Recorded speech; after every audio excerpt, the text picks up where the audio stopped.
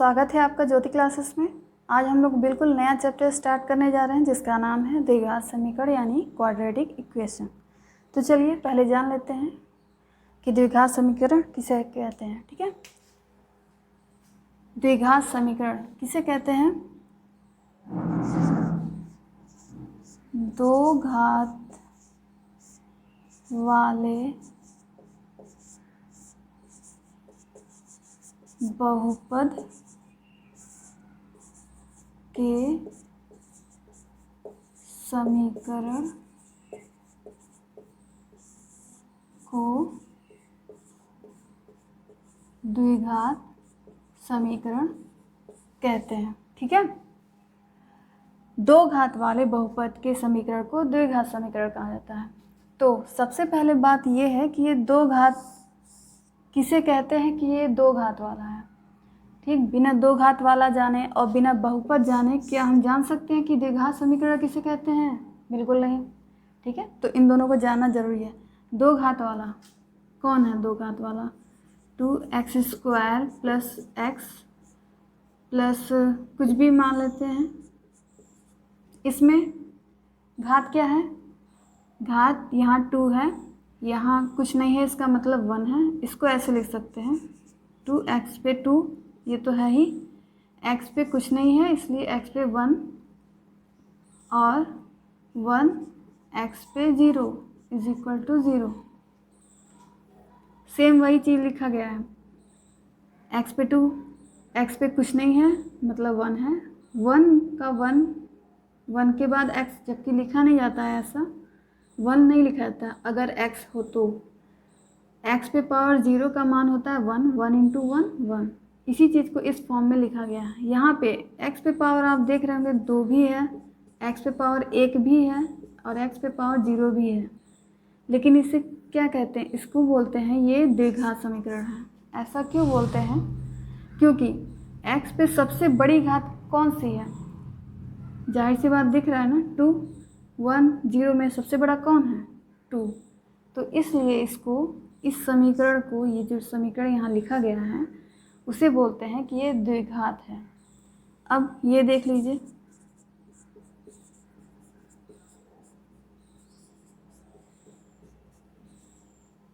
यहाँ पे घात 3 भी है, घात 2 भी है, घात 1 भी है, घात 0 भी है। तो क्या ये द्विघात समीकरण है? ये तो है। x पे 2 है, यहाँ पे 2 था तो हम लोग बोल दिए थे कि ये द्विघात है। लेकिन यहाँ पे सबसे बड़ी घात ये नहीं है, यहाँ पे सबसे बड़ी घात है x पे पावर 3। ठीक है ना, इसलिए ये द्विघात समीकरण नहीं है। ठीक, सबसे बड़ी वाली घात लेते हैं, ये हमारा 2 क्या है? हमारा अचर और ये चर। तो जो भी सबसे अधिक वाली पावर होगी अचर के साथ, वही हमारा द्विघात समीकरण कहलाता है। सबसे अधिक पावर 2 ही होनी चाहिए, उससे न कम न उससे ज़्यादा, तो ही वो द्विघात कहलाएगा, अन्यथा नहीं कहलाएगा। ठीक है, इसमें सबसे बड़ी पावर थी हमारी 3। उसी तरह इसको देख लीजिए, x पे power 4 plus 4 is equal to 0। क्या ये द्विघात है? ये भी नहीं है, ये भी नहीं था। और x² plus 1 is equal to 0, क्या ये है? हाँ ये है। ठीक, कैसे है? क्योंकि x पे सबसे बड़ी घात यहाँ पर 2 है, इसलिए ये द्विघात समीकरण है। ठीक, और चर अचर क्या होते हैं? यहाँ पे समझ लीजिए एक चीज़ कि चर होते हैं आपका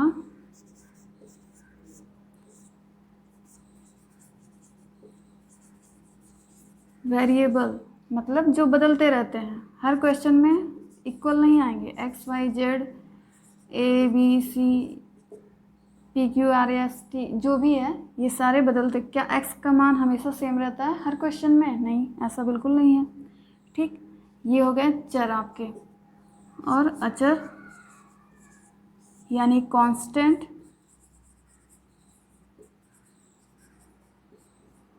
कांस्टेंट जो हमेशा फिक्स रहते हैं, जो बदलते नहीं हैं, जैसे 1 2 10 1000। ठीक, ये सभी अचर हैं जो कि सारे क्वेश्चन में सेम है। 10 को 10 ही बोल तो सकते हैं, 11 या 12 नहीं बोल सकते। 1000 को 1000 ही कह सकते हैं, ना एक कम ना एक अधिक। ठीक है, पता चल गया क्या होता है चर और क्या होता है अचर और क्या होता है द्विघात। ठीक है, हम लोगों ने चर अचर और द्विघात को जान लिया। अब हम जानेंगे कि बहुपद क्या होता है। ठीक है, क्योंकि दो घात वाले से काम नहीं चलेगा। दो घात वाले बहुपद को जब हम जानेंगे और उसका समीकरण बनाएंगे तब वो कहलाएगा हमारा द्विघात समीकरण। ठीक, बहुपद क्या होता है यानी पॉलिनॉमियल।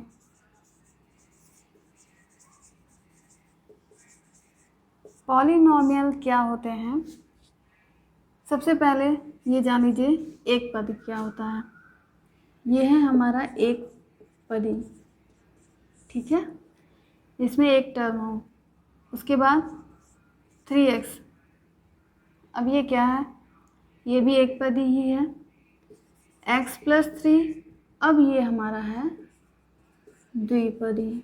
ठीक है, जब प्लस और माइनस किसी भी साइन के साथ कोई और ऑब्जेक्ट जैसे कोई और वेरिएंट ऐड हो तो उसे द्विपद कहेंगे।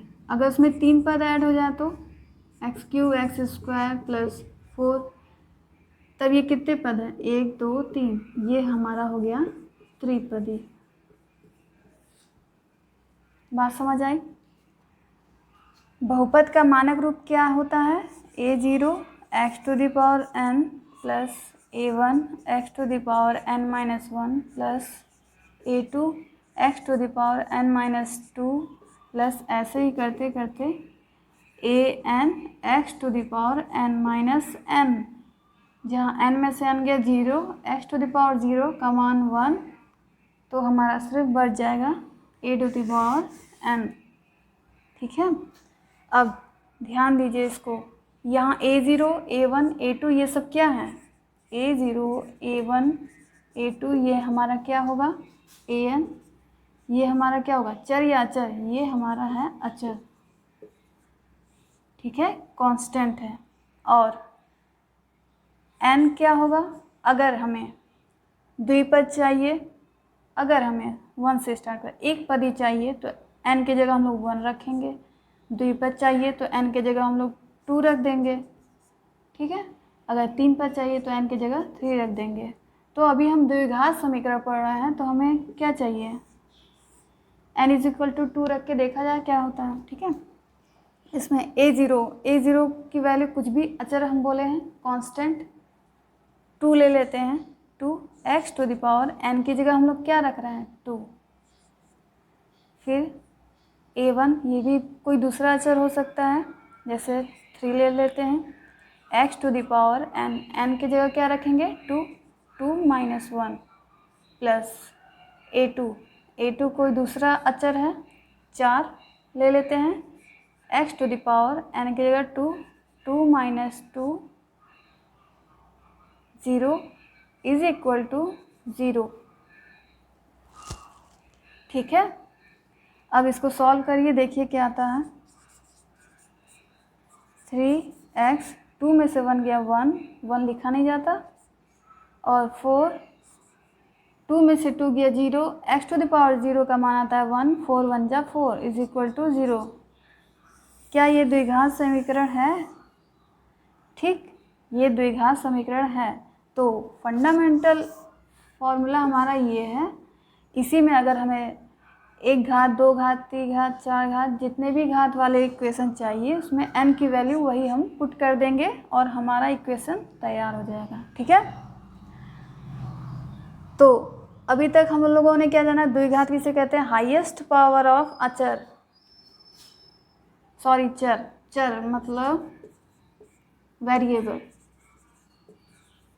वेरिएबल यानी जैसे x y z पे अगर हाईएस्ट पावर 2 होती है तो वो हमारा कहलाएगा द्विघात। क्लियर। और बहुपद में क्या होना चाहिए, बहुपद में 2 या 2 से अधिक पद ऐड होने चाहिए, वो होता है बहुपद। और एक बहुत ही ज़रूरी है जानना कि बहुपद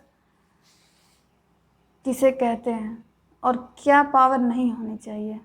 हम लोग द्विघात समीकरण पढ़ रहे हैं इसलिए द्विघात पे फोकस कर रहे हैं। ठीक है, 2 घात वाले पे।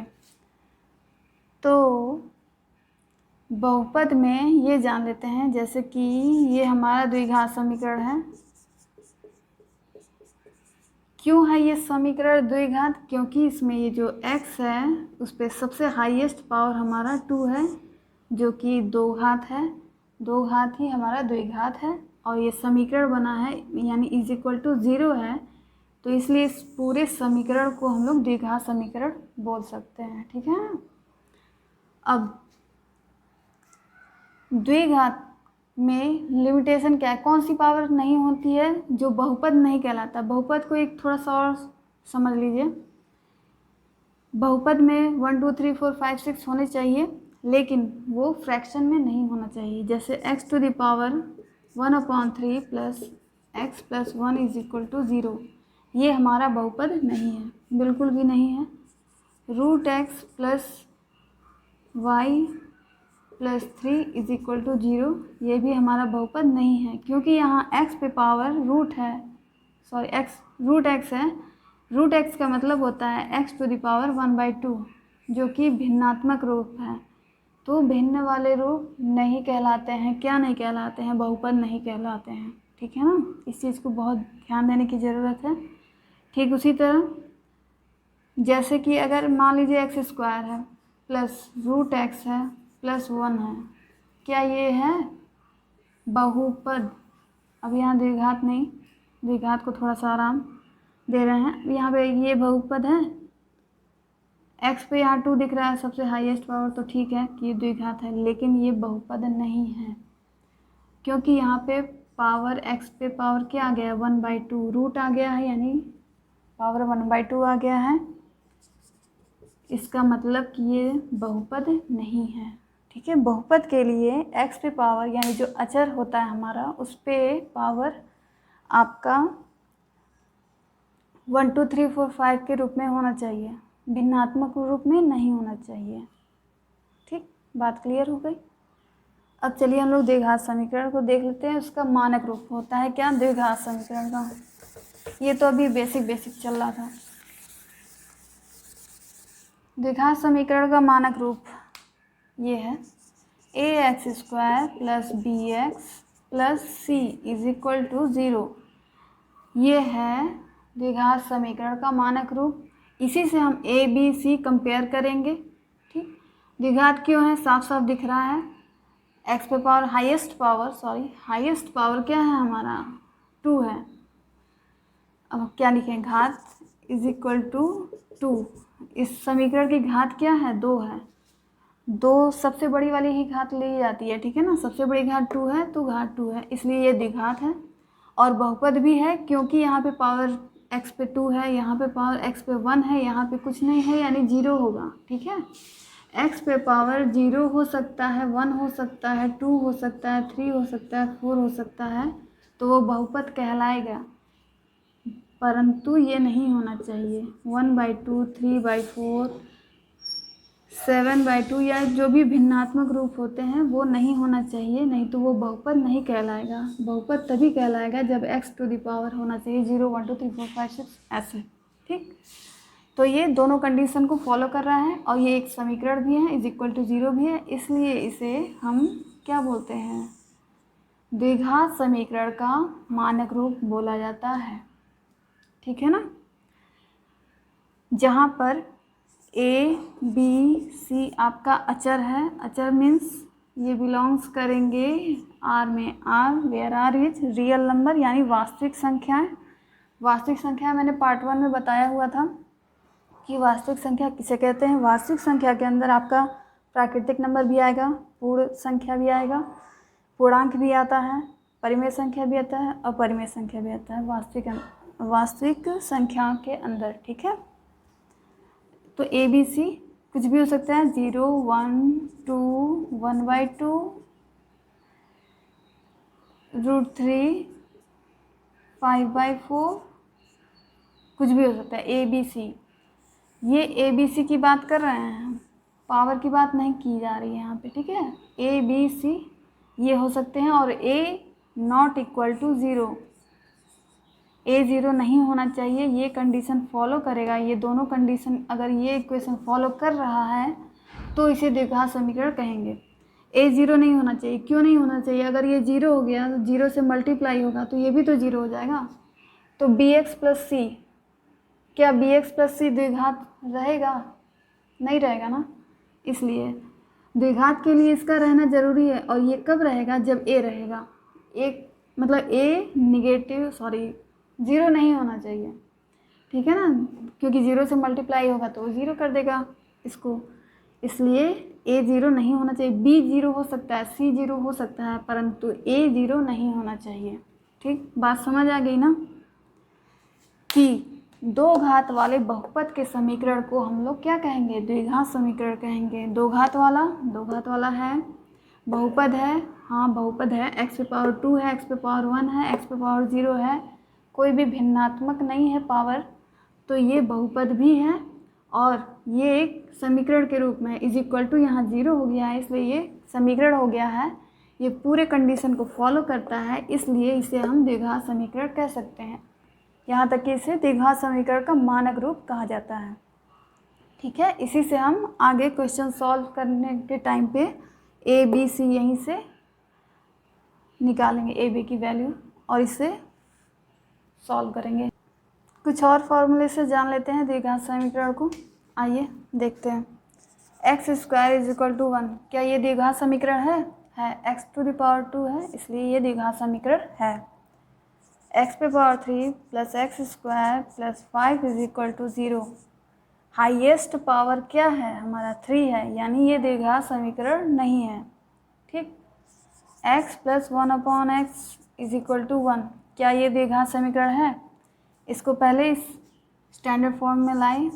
ये x square plus b x plus c is equal to 0 के रूप में इसको हम पहले लाएंगे, फिर इससे कंपेयर करेंगे। चलिए, LCM x multiply x square plus 1 is equal to 1, x square plus 1 बराबर एक्स को इधर लाइए, x square minus x plus 1 is equal to 0। इससे कंपेयर करिए, क्या ये इस फॉर्म में है ना? हाईएस्ट पावर 2 है और कोई भिन्नात्मक पावर नहीं है, इसका मतलब ये क्या है? हमारा द्विघात समीकरण है। ये हमारा द्विघात समीकरण था। उसी तरह एक और example, x square 1/x square, मान लीजिए 1/5 है। इसको देखते हैं कि ये द्विघात समीकरण है कि नहीं। एक्स स्क्वायर एक्स पे power 4 plus 1 is equal to 5, x पे power 4 plus 1 is equal to 5x square, x पे power 4 minus 5x square plus 1 is equal to 0। Highest power क्या है? हमारा 4। तो क्या ये द्विघात समीकरण है? नहीं है। चलिए देख लेते हैं। Root x plus 1/x is equal to 6, इसको सॉल्व कर लेते हैं। X root x plus 1 is equal to 6, x root x plus 1 is equal to 6x, x root x minus 6x plus 1 is equal to 0। कुछ समझ आया? क्या यहाँ highest power 2 दिख रहा है? नहीं दिख रहा है। और साथ ही यहाँ भिन्न के रूप में है। रूट एक्स का मतलब होता है x टू द पावर 1/2, जो कि बहुपद नहीं है। तो बहुपद नहीं है मतलब कि ये द्विघात समीकरण भी नहीं होगा, क्योंकि द्विघात समीकरण होने के लिए दो कंडीशन हमें फॉलो करनी पड़ती हैं। एक तो होना चाहिए वो दो घात का, और साथ ही साथ वो क्या होना चाहिए? हमारा बहुपद। अगर इन दोनों कंडीशन को फॉलो करता है कोई भी समीकरण, तभी उस समीकरण को हम कह सकते हैं कि वो द्विघात समीकरण है। क्लियर बात समझ आ गई? हम लोगों ने द्विघात समीकरण को बहुत अच्छे से जान लिया है। हमें पता है कि द्विघात समीकरण किसे कहते हैं। ठीक, अब मान लीजिए द्विघात समीकरण तो पता चल गया, लेकिन अगर कोई इक्वेशन है तो उसे सॉल्व भी तो करना है, आगे आंसर भी तो लाना है हमें। उसके लिए हमें x का मान निकालना पड़ता है। ठीक है, और x के कितने मान आएंगे? हाईएस्ट पावर 2 है तो x के कितने मान आएंगे, x के 2 मान आएंगे आपका, x के 2 मान आएंगे। ठीक, जितना यहाँ पावर होता है उतने ही मान आते हैं। तो हम लोग जाहिर सी बात है द्विघात समीकरण पढ़ रहे हैं तो द्विघात पे ही फोकस कर रहे हैं और किसी चीज़ पे नहीं, ठीक है ना। तो मान निकालने के लिए हम दो विधि जानते हैं। द्विघात समीकरण को सॉल्व करने के लिए हम दो विधि अप्लाई करेंगे क्वेश्चन को सॉल्व करने में। पहला गुणनखंड विधि, दूसरा है श्रीधराचार्य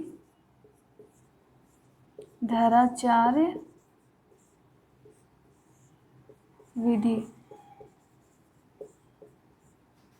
ठीक है, इन दोनों विधियों से हम किसी भी द्विघात समीकरण को हल करके उसका मान निकाल सकते हैं। तो चलिए बारी बारी से दोनों विधियां देख लेते हैं।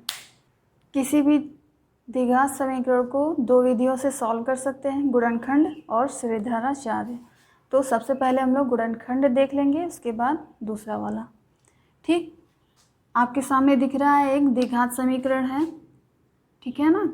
इसको हम लोग गुणनखंड विधि से सॉल्व करेंगे। और एक बात अच्छे से समझ लीजिए, जो भी लोगों से मेरा मतलब है कि जिन लोगों का बायो है उन लोगों को दिक्कत होगी कि गुणनखंड करने में बायो से है, उनका मैथ वीक होता है। मैथ वीक है इसका मतलब ये नहीं है कि उनका बायो वीक होगा। जैसे कि मेरा मैथ है तो मेरा बायो वीक है, ठीक, एक तो वीक होना ही है। मैथ वालों का बायो वीक होगा, बायो वालों का मैथ वीक होगा। तो मैंने ये क्लास उस नज़र से बनाई है कि मतलब जिनका बायो है उनको भी सुविधा हो ये वीडियो देखने में। जिनका मैथ उनको तो बस अभी वो लोग देखकर आंसर बता सकते हैं कि इसका आंसर क्या आएगा, 2 मान है, लेकिन उसको लंबा खींच रहे हैं। क्यों हम एक एक पॉइंट को इतना फोकस करके बता रहे हैं, ठीक है ना। बात समझ आ रही मेरी। तो सबके लिए फ़ायदेमंद हो ये क्लास इस नज़र से बनाया जा रहा है। तो देख लेते हैं क्या है।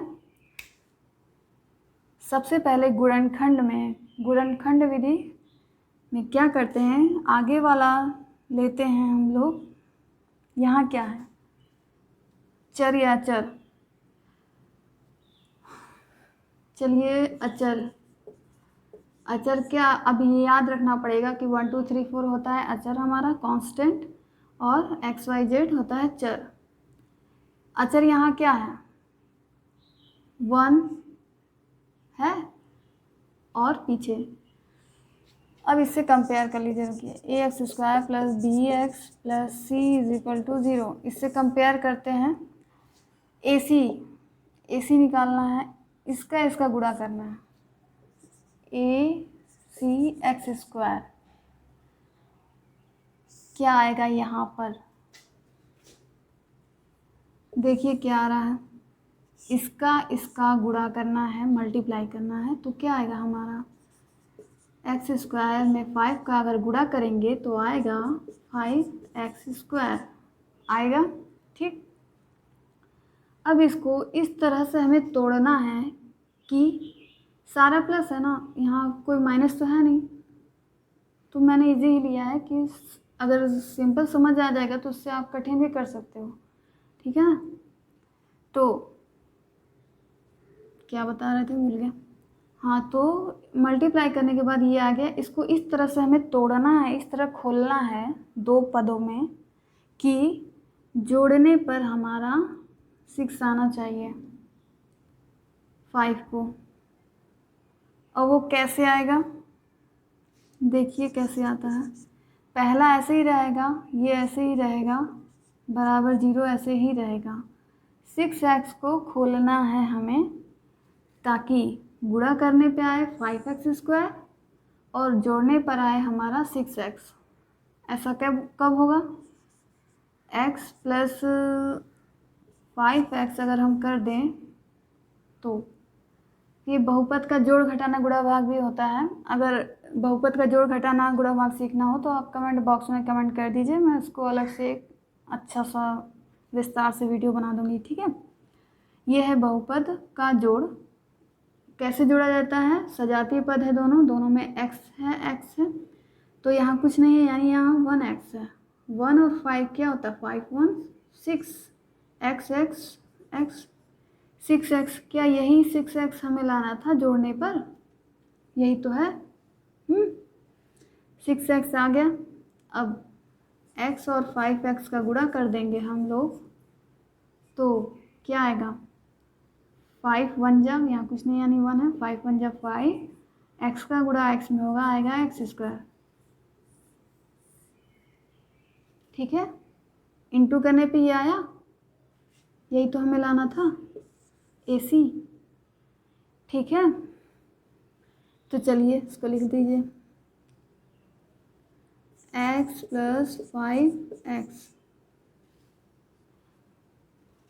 ये बहुत ही छोटा क्वेश्चन लिया है, बहुत ही डिटेल में इसीलिए बता रहा है कि अगर एक आ गया तो सारा आ जाएगा, और अगर ये नहीं आया तो नहीं आ पाएगा, गुणनखंड कभी आएगा ही नहीं। और गुणनखंड बहुत ज़रूरी है, ठीक है। अभी आपको नहीं लगेगा ज़रूरी है, लेकिन ज़रूरी है वो। चलिए कॉमन कर लेते हैं x। अब कॉमन में दिक्कत हो रही होगी, तो हम पूरा कोशिश कर रहे हैं इसको अच्छे से बताने का। x दोनों में से कॉमन कर लेते हैं, यहाँ 2x है, एक x बाहर चला गया, तो कमरे में कौन बचा? एक ही x बचा ना, +1। इस x को बाहर निकाल लिया, कुछ नहीं बचा, तो कुछ नहीं, अब लिखेंगे नहीं ना कि कुछ नहीं बचा, ऐसे तो लिखेंगे नहीं, इसलिए 1 लिखा जाता है। कुछ नहीं का मतलब 1।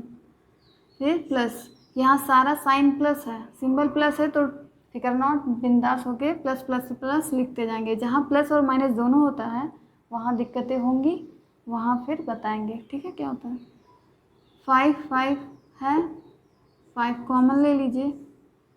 5 जब कमरे से बाहर चला गया, कमरे में कौन बचा? x बचा, प्लस 5 कितने बार में जाएगा? 1। कॉमन का मतलब ही होता है डिवाइड करना, ठीक है। 5 से 5 में डिवाइड करेंगे तो आएगा हमारा 1। अब आपको दिख रहा होगा यहाँ सेम वैल्यू, फिर इन दोनों को भी कॉमन कर लेंगे, x + 1 आ जाएगा। फिर आएगा हमारा x और ये x + 5, ये 5 है, = 0, ठीक है ना।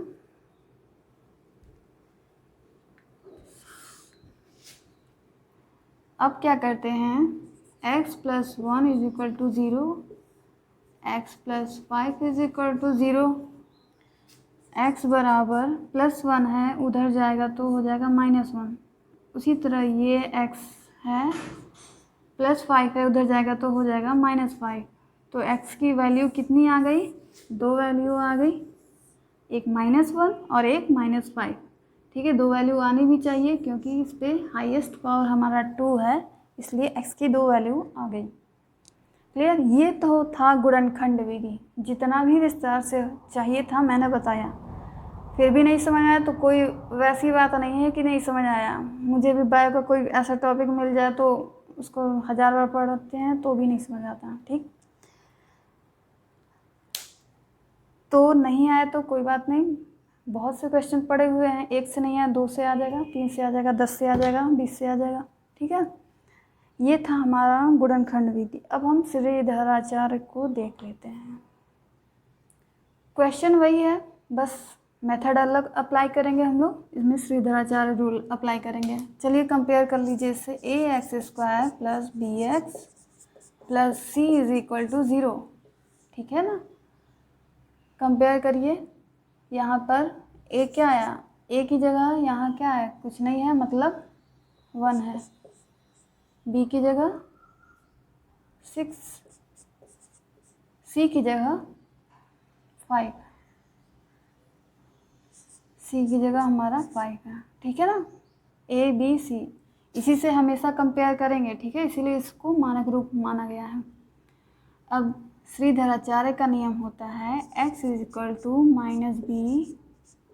±√b² - 4ac अपॉन 2a, जहाँ a 0 नहीं होना चाहिए।